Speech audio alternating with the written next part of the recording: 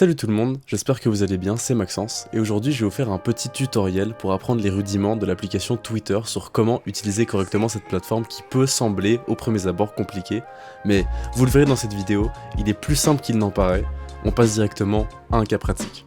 Donc lorsque je me connecte sur l'application, directement on arrive sur la page d'accueil avec des recommandations qui nous sont mises de manière relativement aléatoire, c'est les tweets les plus populaires de la plateforme. Afin de se connecter pour pouvoir tweeter et donc utiliser l'application à son plein potentiel, il faut tout d'abord se connecter. Ça se trouve donc en bas de la page, comme vous pouvez le constater jusqu'ici. Moi, je vais appuyer sur me connecter et je vais utiliser mon compte que, évidemment, je ne vais pas vous montrer.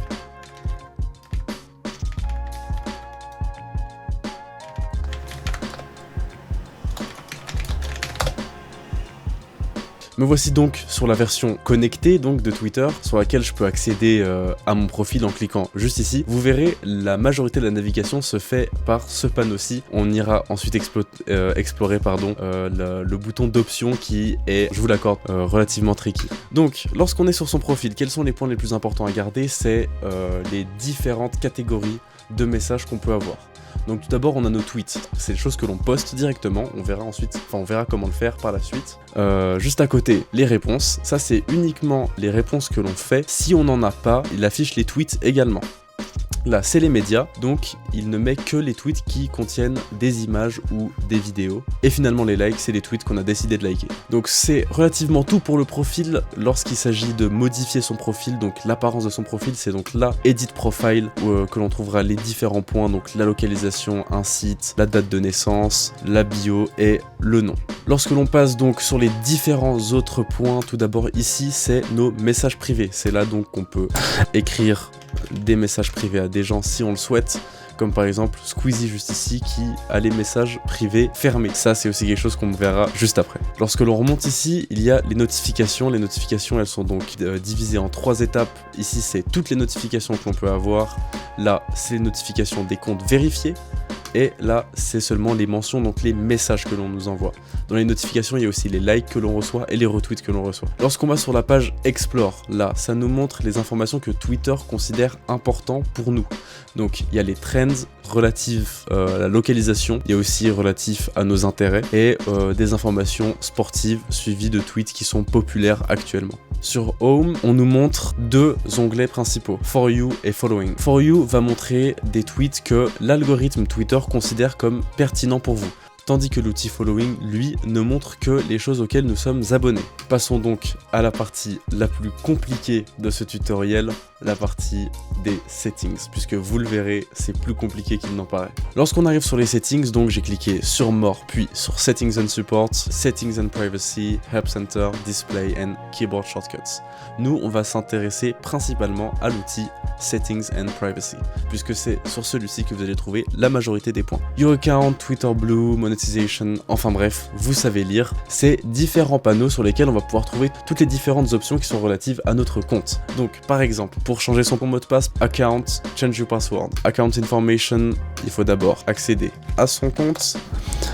Une fois ceci fait, on a le username, on a le mail avec lequel le compte a été créé, si les tweets sont protégés, la date de création du compte, le pays, les langues, les informations, quoi, en bref. Par exemple, ici, on a également des points qui sont relativement importants, vous le verrez, par exemple, your tweet, mark media you tweet as having material that may be sensitive, par exemple, c'est un outil qui permet de flouter toutes vos images et qui oblige tous les gens qui souhaitent voir vos médias à cliquer dessus pour dire qu'ils sont d'accord de voir des médias qui sont potentiellement choquants. Ça peut fonctionner si par exemple vous faites de la photo de nu ou tout type de médias qui sont considérés comme NSFW, donc Not Safe for Work. Sur Privacy and Safety, on a aussi plein d'autres outils qui sont super importants. Content You See, qui nous permet donc de modifier les différents topics qui pourraient nous intéresser. Ça c'est relatif à l'outil For You. Vous savez, la page de tweets qui sont recommandées par l'algorithme et non pas par vos abonnements.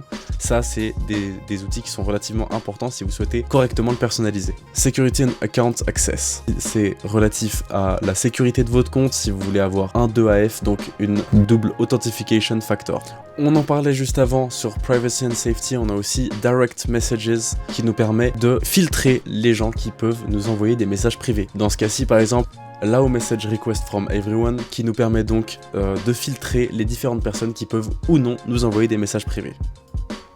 Privacy and Safety, il y a aussi la dernière option qui est très importante dépendant de quel type de compte vous souhaitez avoir, c'est Audience and Tagging Protect Your Tweets. Ça permet donc d'avoir un compte considéré comme privé.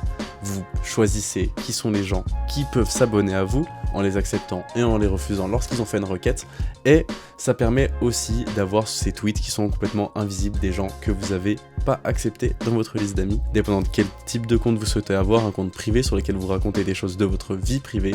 Je vous recommande donc de faire ça afin d'éviter tout type de personnes malveillantes qui souhaiteraient avoir accès à vos informations personnelles. Passons maintenant à l'outil des tweets, sûrement la chose la plus importante de l'application. Je vais directement cliquer dessus pour que vous puissiez voir rapidement comment fonctionne ça. Tout d'abord, la première information qu'on a lorsqu'on clique, c'est Everyone. Mais qu'est-ce que ça veut dire? Ça veut dire que ce tweet sera vu par tout le monde. Mais rappelez-vous, sauf si vous avez un compte privé. Mais si vous avez un compte public et que vous voulez quand même mettre des tweets qui sont vus par certains types de personnes que vous aurez sélectionnés, comment est-ce qu'on fait? Eh bien, c'est ici que ça se passe. En cliquant sur Twitter Circle, vous avez accès à un cercle Twitter qui sera restreint.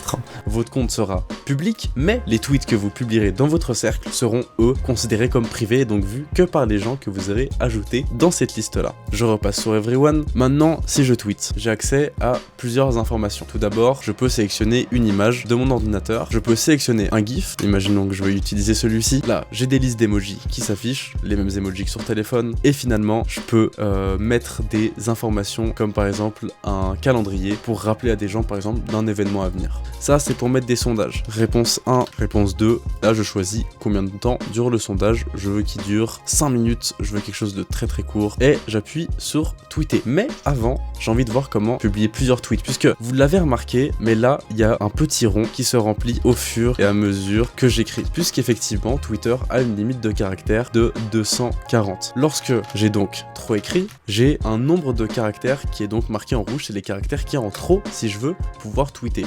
Là, je peux pas tweeter lorsque je clique.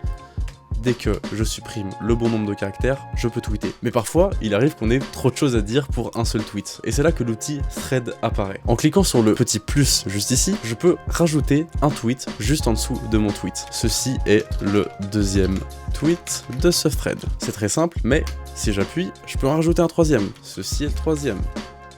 Et à chaque fois, j'ai accès aux mêmes options. Je peux faire des sondages à l'infini. Si les sondages, c'est pas trop mon truc, je peux mettre des gifs à l'infini. C'est déjà la fin de ce tutoriel. J'espère que le tutoriel vous a plu, qu'il vous a appris des choses. Moi, en tout cas, ça m'a fait très plaisir de le faire. C'est une application que j'utilise tout le temps, qui est essentielle à ma vie. J'ai des relations avec des amis, j'apprends des nouvelles grâce à cette application, que je trouve sur certains points beaucoup plus optimisée qu'Instagram ou d'autres réseaux sociaux. Donc, moi, je vous recommande de l'utiliser, en particulier si vous avez une entreprise à promouvoir. Moi, je vous souhaite une bonne journée et à la prochaine. Ciao.